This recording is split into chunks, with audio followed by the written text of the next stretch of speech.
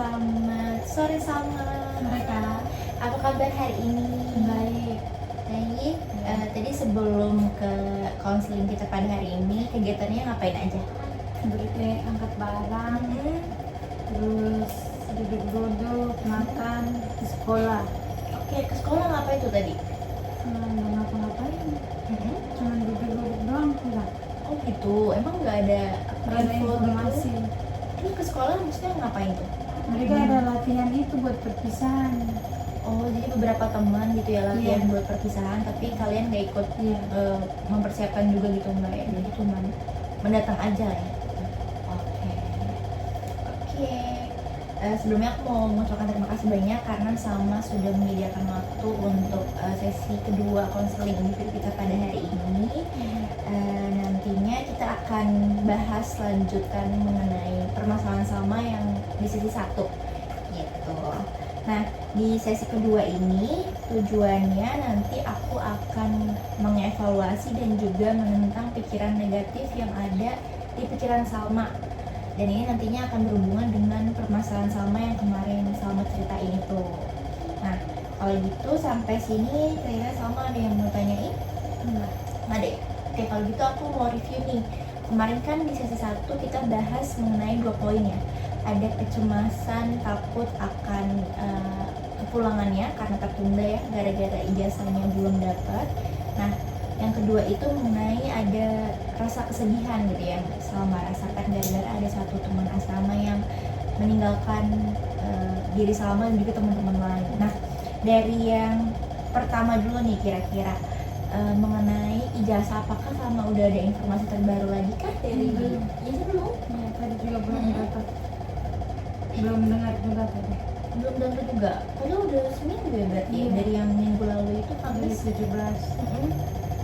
Apa mereka juga kita tanya juga kayak takut-takut gitu, terus tadi kayak guru kita kayak keceplosan ngomong, guru akuntansi kayak keceplosan kayak kok kalian belum pulang. Iya Bu, kita kan masih nunggu ijazah, kita mau cek 3 jari Bu, lama banget. Terus dia keceplosan, bukannya nggak cek 3 jari ya. Terus kita bilang emang iya, terus dia langsung enggak tahu deh, kayak langsung alihkan pembicaraan gitu. Terus pas tadi kita pulang kita cari di Google apakah ijazah 2020 tidak membutuhkan cap 3 jari. Ternyata benar, gak itu Oh, enggak. nggak membutuhkan, kita cari di Google tadi. Oh gitu.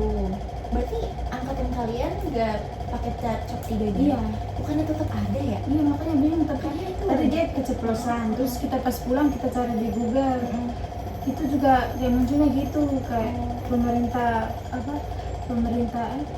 menteri pendidikan kayak mengubahnya gitu, kayak ijazah 2025 tidak membutuhkan. Kita cari di Google sih, nggak tahu. Itu Salma nanyanya ke siapa, guru apa? guru akuntansi tadi. Oh, guru akuntansi. Nggak nanya sama wali kelas? Ada tanya-tanya balik kelas tapi dia juga nggak tahu. Oh.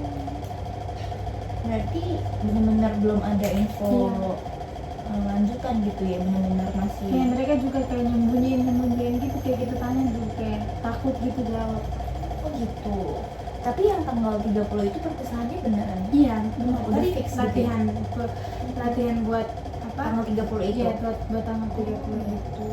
Itu kan rada aneh ya jadinya ya. Maksudnya Iya. mereka lebih mengedepankan Perpisahan. iya perpisahan itu yang keluar kota ya, daripada tanggal kalian menerima ijazah cap 3 jari gitu-gitu. Oke. Tapi ini nggak pernah nanya ke guru lain selain guru akuntan atau wali kelas? Tanya ke wali kelas, guru akuntan, sama ke guru TU. Oke, TU. Itu juga jawabnya itu belum Sama. ada info. Pernah nanya ke Kepsek ya? Kemarin tuh pernah nanya itu, dia bilang tunggu. Terus tadi kita ke sana nggak ketemu, nggak ngeliat gurunya. Jadi nggak sempet nanya. Iya, dari nggak sempet nanya. Oke. Nah, kemarin kan kecemasan Salma ini ada di level 8 ya, dimana itu sangat cemas ya kalau misalnya udah 8. Apakah sampai sekarang masih sama? Masih ya, gara-gara belum ada info lanjutan Iya. juga ya. Susah sih memang, harusnya sih karena ini udah mau 2 minggu. Iya. Nggak dong, seminggu lagi kan. Iya. Yang 30 itu harusnya udah bisa ada informasi yang jelas mengenai ijazah itu ya, tapi sampai sekarang belum ya. Oke. Kira-kira dari yang permasalahan pertama itu, kecemasan Salma akan kepulangan gara-gara harus menunggu ijazah dulu. Kira-kira pikiran negatif yang muncul di pikiran Salma apa aja? Kayak ini kayak saya pulang ngapain lagi gitu, kayak orang yang lain udah pada apa ikut kuliah, kayak daftar udah pada kerja gitu, kayak takut kayak nanti kalau saya tuh pulang tuh kayak nggak tahu lagi kayak arahnya, kayak emang saya kayak takut nganggur gitu-gitu.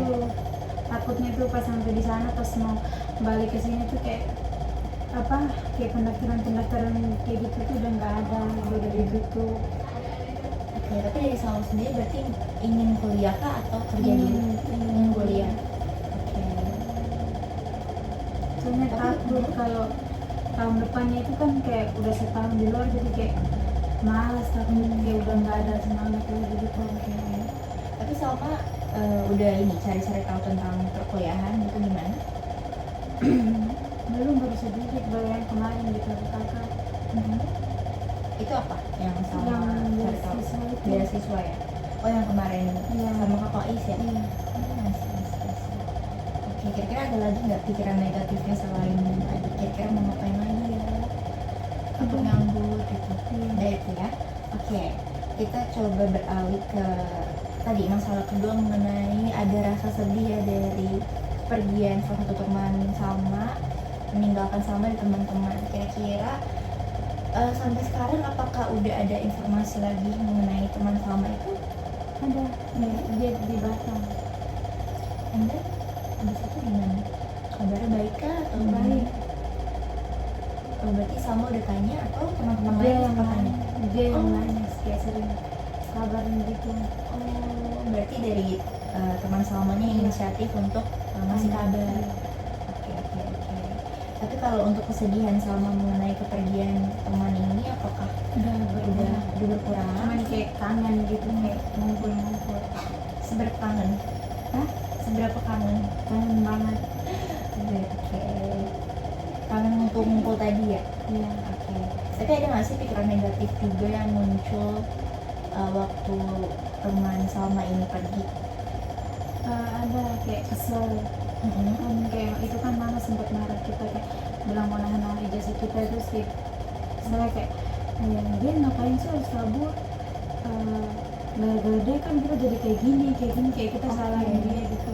Oh, ada ini ya, menyalahkan, Iya, menyalahkan. jadi nyalahin gitu ya. Oke, oke, oke. Oke, berarti ada 1-2 lah ya pikiran negatif dari masing-masing permasalahan yang sama hadapin tadi. Nah, tadi kan tujuan kita adalah mengevaluasi dan juga menentang gitu ya. Berarti kita kan mampu untuk menentang pikiran negatif itu. Nah, dengan cara apa sih? Tadi kan kita udah identifikasi nih pikiran negatif sama yang sering muncul tadi ada 2.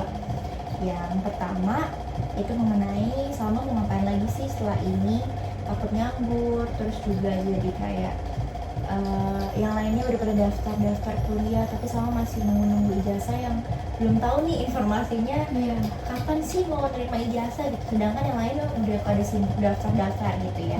Yang kedua itu ada rasa kangen Salma dan juga sisi negatifnya itu ada rasa nyalahin gitu ya gara-gara salah satu teman Salma ini pergi.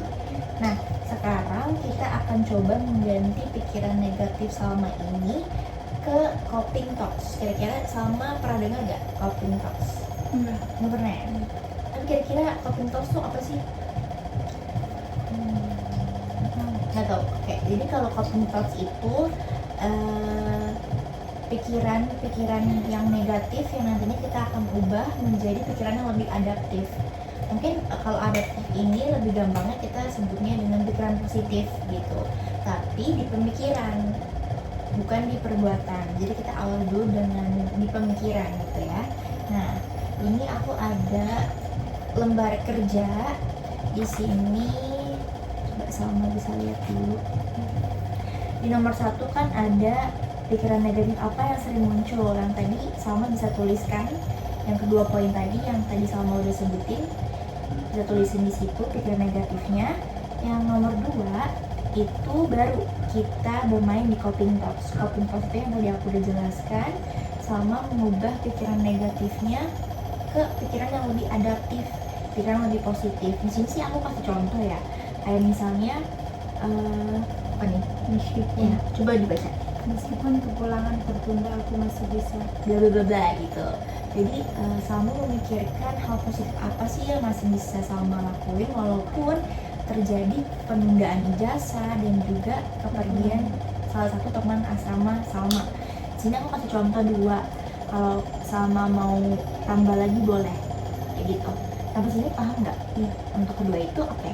Yang terakhir, Salma ada menuliskan motivasi Salma untuk kedepannya, tapi dalam waktu dekat kira-kira motivasi Salma mau ngelakuin apa sih gitu, sambil kan menunggu ijazah tadi, sambil menghilangkan rasa sedih dari kehilangan teman yang pergi gitu. Kira-kira sampai sini ada yang mau tanyain nggak? Yang ini dilanjutin. Iya, boleh lanjut kalau misalnya Salma mau tambah 1-2 boleh. Gitu. Sampai sini paham? Oke, kalau gitu boleh dikerjain dulu. Namanya nama lengkap. Iya, boleh ngomong. Oke, sudah selesai? Iya. Oke, kita bahas satu persatu ya. Yang pertama, boleh dibaca sama Dari soal pikiran negatif yang sering muncul akibat kecemasan akan kepulangan yang tertunda karena ijazah dan kesedihan akan ditinggal pergi oleh salah satu teman asrama. yang pertama. Satu, takut itu nganggur. Dua, takut tidak dapat beasiswa tahun 2025 karena tutup. Udah tutup. Oke, kira-kira meskipun nih Salma takut nganggur, tapi Salma masih bisa apa kira-kira? Masih bisa kerja. Masih bisa kerja kan? Iya. Nah, oke. Kalau misalnya yang kedua, meskipun Salma takut tidak dapat beasiswa tahun 2025 karena sudah tutup, Salma masih bisa untuk Tahun depan. tahun depan. Tapi kira-kira rencana Salma bener-bener fix di tahun depan kan? Untuk kuliah kayaknya ya. Ya, kayak soalnya sekarang kayak masih akhir-akhir ini tuh kayak jiwa saya tuh kayak pengen kerja. Oh iya. Soalnya tuh Iya sih, karena SMK juga nggak sih? iya, soalnya tuh terus adik kan kemarin baru kemarin minggu kemarin tuh sambut baru kayak menerima komuni suci kayak di kakak kan CD gitu. Story. Iya. Iya. Iya itu dia, itu yang keempat, adik yang keempat. Jadi dia kan sambut baru, terus kan kayak kan kita kalau di NTT kan kayak mereka kayak buat acara gitu kan. Nah, terus kita udah kebiasaan, kita yang kakak adik itu tuh kayak diajarin mama sama bapak tuh kayak gak bikin acara kayak orang lain gitu. Yang pernah bikin acara tuh cuma kakak yang pertama. Terus pas kakak yang cewek sama saya tuh enggak sih, kayak makan di rumah sendiri gitu. Nah yang adik kemarin juga enggak, terus kayak teman-temannya yang lain tuh kayak pada bikin acara kayak, terus kayak kayak saya tuh kayak semangatin dia kayak biar dia tuh kayak jangan rasa iri gitu. Kayak orang lain kayak gitu terus kayak saya tuh kayak janjiin dia kayak mau apa gitu. Terus kayak dia bilang mau mobil sama tas gitu. Terus kan saya bilang iya nanti pas aku pulang terus nanti dibeliin gitu. Jadi kayak namanya kayak jadi kayak pengen kerja gitu. Oh oke, I see. Supaya bisa traktirin adik Iya, gitu ya. adik kayak dia kayak impian saya tuh kayak biar kayak teman-temannya bilang gini, kayak dia bilang orang ini aja dibeliin kakak kayak gitu. Iya, aku pernah lihat juga tuh kayak enggak, ini aku dibeliin kakak aku diberangkat kesini sama kakak aku kok. Iya, gitu kan. kayak Oke. Bagus, berarti kan dari Salma sendiri ada motivasi ya, walaupun belum bisa kuliah di tahun ini gara-gara mepet juga kan ya. Pasti jadi bisa ada alternatifnya, yaitu kerja dulu. Lagian kayak saya kan ngambilnya juga silang kak, lintas jurusan, nggak sesuai jurusan juga. Kayak pengen jadi guru. Yang jadi guru. Iya. Amin, kita aminkan. Oke, yang kedua tadi di sini ada contohnya, boleh dibaca? Merasa merubah pikiran negatif di atas dengan coping thoughts yang lebih adaptif. Contoh, 1. Meskipun kepulangan tertunda, aku masih bisa bahagia bersama teman-teman. kedua, meskipun ijazahnya belum keluar, aku masih bisa menerimanya. Ketiga, meskipun salah satu temanku pergi, aku masih bisa senang-senang sama teman lain. Empat, meskipun salah satu teman pergi, aku masih bisa mengikhlaskan. Berarti udah bisa menerima dan mengikhlaskan ya, walaupun kemarin sempat jadinya nangis sama teman-teman lain juga nangis gitu ya. Oke. Terus tadi yang ini, meskipun kepulangan tertunda aku masih bisa bahagia bersama teman-teman. Kira-kira bahagia ini Salma melakukan hal apa sih? Kalau masih sama-sama mereka, kayak masih cerita-cerita, masih duduk-duduk bareng, kayak masih punya waktu lama gitu masih mereka. Soalnya kalau kayak udah pulang kan kayak pasti kalau ketemu lama pasti, soalnya kan beda-beda pulau. Iya bener lagi. Tapi kalian NTT semua kan itu? Iya, jadi kayak kita satu pulau Flores. Tapi kan dalam pulau Flores itu ada pulau-pulau kecil lagi. Yang kira-kira paling jauh tuh siapa? Ilin. Oh, Elis. Di mana tuh dia? Lembata. Oh, Lembata. Oke. Bisa tuh sebenarnya ya ketemuan di mana gitu Iya, kan? benar sebenarnya bisa. Kontak aja tuh berarti. Seru sih. Soalnya masih satu wilayah walaupun memang beda pulau gitu ya. Oke. Terus tadi meskipun suatu temanku pergi, aku masih bisa senang-senang sama teman lain tadi ya. Walaupun sekarang ini lagi sibuk-sibuknya pindahan ya. Iya. Jadi setiap hari masih ngangkat-ngangkatin barang pindah-pindah. Dari hari Rabu. Sampai jam berapa biasanya kalau ngangkat? Jam 8 sampai jam 5. Sampai jam 5 sore. Oke. Yang terakhir nih, tuliskan motivasi Salma dalam terdekat. Berjuang mandiri, jadi diri sendiri. Oke, berjuang untuk apa nih? Salma ada target apa? Untuk itu kerja. Berjuang untuk mendapatkan pekerjaan ya? Iya. Oke, kira-kira usaha apa yang nanti Salma akan lakuin sih supaya dapat pekerjaan itu? Itu nanya loker ke kakak-kakak udah kerja di sini. Oke, berarti Salma pengen kerjanya di Jakarta. Oh gitu. Oh kalau gitu biasanya kan aku juga SMK kan, biasanya itu di grup angkatan aku itu selalu dikasih loker biasanya poster loker misalnya di perusahaan apa. Nanti aku bisa share ke kamu kali ya. Soalnya kemarin juga temennya Kak Koif minta juga aku share, cuman emang nggak tahu sih dia jadi daftar atau enggak. Soalnya biasanya kayak berapa bulan sekali ada tuh loker yang dikasih. Nanti aku coba bantu juga ceritain, nanti aku chat sama. Oke, berarti mau di Jakarta gitu ya kerjanya. Oke, yang kedua mandiri dalam hal apa nih? Mandiri nanti kan sekarang kan udah mandiri sih dari dulu. Asik.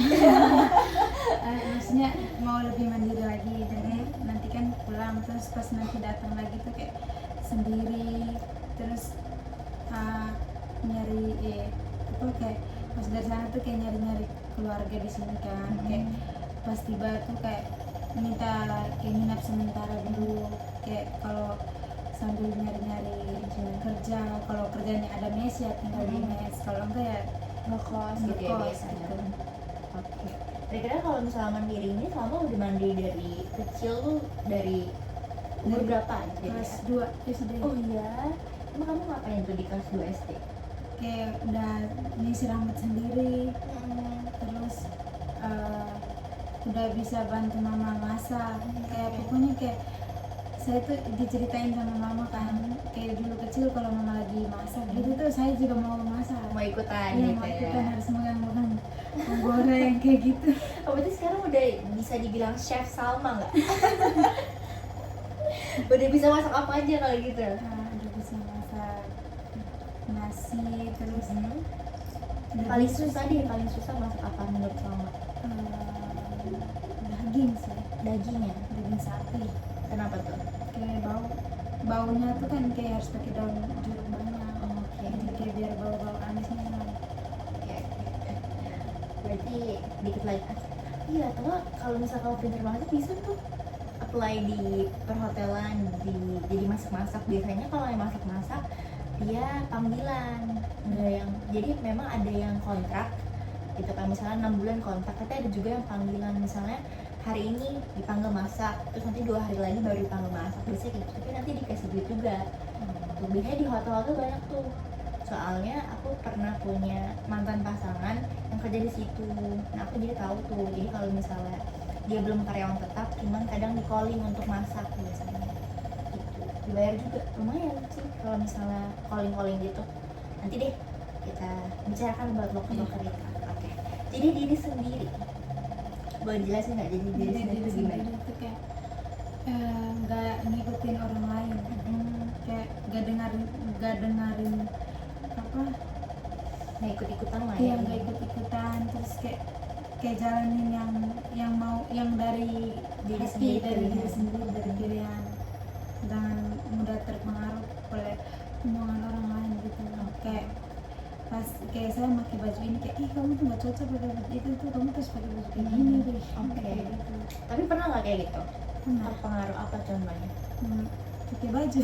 Baju ya. Oh, ini contoh real gitu ya. Iya, kemarin pas di Priok pakai baju, terus habis makan terus kata mama gini, kamu buka deh baju itu, nggak cocok sih kamu, kurus, kelihatannya jelek gitu ya. Mama pakai baju apa di situ? Baju yang gede.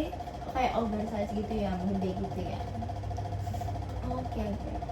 Tapi ya pasti kan kalau kayak gitu emang pilihan sendiri lah ya, maksudnya walaupun emang Padahal orang tuh lain saya tuh udah kayak saya lihat di kasut tuh kayak kurus gitu kan. soalnya kayak kan pakai celana panjang terus sama baju gede, jadi kayak iya kayak kurusnya tuh kayak ketutup. Jadi kebantu sama Iya. gedenya kaos kan biasanya kayak gitu. Iya. Berarti itu kan preferensi ya. Ada yang memang yang melihatnya nggak bagus, tapi kalau diri sendiri ya bagus kok. Tapi ya nggak apa-apa. Kita menerima aja gitu kan kritik dari mereka, tapi tetap kita yang jalani untuk jadi diri sendiri. Oke deh. Salma sudah baik dalam mengerjakan lembar kerja ini. Ada 3 nomor yang sudah Salma kerjakan dengan baik juga.